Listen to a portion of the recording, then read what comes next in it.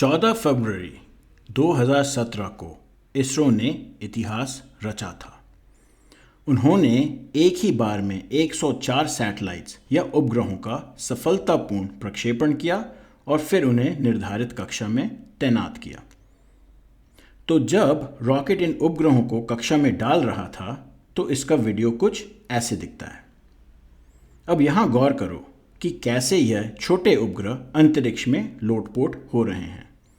उपग्रहों के इस लोटपोट को अंग्रेजी में कहते हैं सैटेलाइट टम्बलिंग। इस प्रकार से लोटते उपग्रहों का कोई फायदा नहीं। तो इस लोटन को कैसे रोका जाए? अपनी स्थिति को सुधारने के लिए इन्हें पहले तो अपनी स्थिति समझनी होगी और इस लोटन में वो अपनी स्थिति या ओरिएंटेशन का गणन कैसे करेंगे। हमें कोई तरीका चाहिए जिससे उपग्रह की व्यवस्था में कुछ संयम आए और उसके बाद हम उसकी सही से स्थितिकरण कर सकते हैं। तो इसको करने के लिए इस्तेमाल होते हैं चुंबकीय बलाघूर्णक, जिनको अंग्रेजी में कहते हैं मैग्नेटिक टॉर्कर्स। चुंबकीय बलाघूर्णक कैसे चलते हैं वो हम इस उदाहरण से समझ सकते हैं। मान लीजिए आपने पानी पे किसी रैंडम दिशा में स्थित नाव पे एक चुंबक रख दिया, जैसे इस चित्र में दिख रहा है। अब क्या यह नाव अपनी दिशा बदलेगी? बेशक, कंपास की तरह वो अपने मुंह को उत्तर चुंबकीय ध्रुव की ओर कर देगी, पृथ्वी के चुंबकीय क्षेत्र से प्रभावित होकर। अंतरिक्ष विमानों में और उपग्रहों में भी चुंबकीय बलाघूर्णक इसी सिद्धांत पे चलते हैं।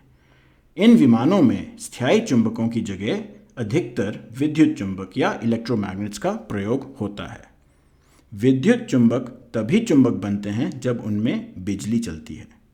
तो इस प्रकार से इन लोटते उपग्रहों में विद्युत चुंबकों का इस्तेमाल किया जाता है।